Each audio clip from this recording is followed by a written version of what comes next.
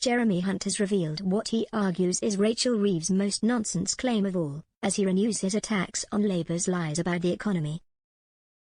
Speaking to the Sunday Times this weekend, the Shadow Chancellor said that far from Labour's claims of inheriting the worst public finances since the Second World War, he said he would have given my right arm to have had the inheritance they bequeathed to Labour.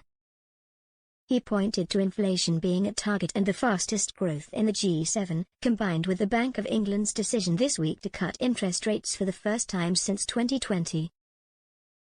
Mr. Hunt has now accused Labour of rapidly transforming from the new Labour image they portrayed at the election, to old Labour, favouring tax and spend redistribution over economic growth.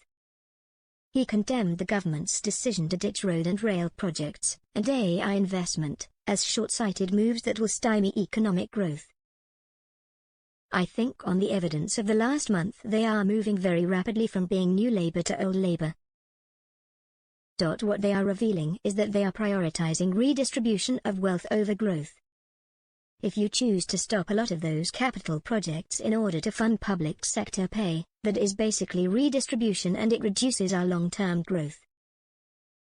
He renewed criticism on Ms. Reeves' claims about an economic black hole earlier this week, describing the claims as outrageous and wrong.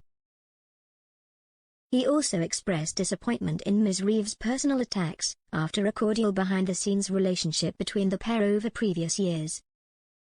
Mr. Hunt rose above her partisan politicking, arguing, "That's not my sort of politics and I'm not going to respond in kind." He also advised his successor in number 11 Downing Street to be honest about her desire to raise taxes rather than making excuses. He suggested, "All I would say is that if you are an old-fashioned tax and spend chancellor, you'd be much more likely to win the argument.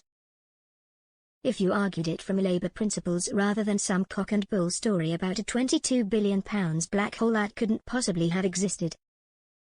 The top Tory who is now leading the opposition against Labour's fiscal plans claimed, "I suspect she regrets what she said but I'm not expecting a retraction because to do so would be to admit she has been planning these tax rises all along." From her point of view, that would be fatal. In a sign of Tory unity against Labour, he was joined in condemning Labour's tax and spending plans by Suella Braverman, who says Labour have ditched pensioners, those in social care and savers in favour of the union paymasters, vanity projects and gimmicks. She compares this to the record of the previous Tory government, describing it as disappointing that after 14 years of economic prudence, we are about to see a screeching reversal of all that was achieved. The era of high tax, big state socialism has started, and with it, we can wave goodbye to growth. Just when we needed to incentivize enterprise, productivity, home ownership, working and saving, Labour's plan creates more bureaucracy, a heavier tax burden and more dependency. She condemns what she describes as Labour's war on wealth, prudence and personal responsibility,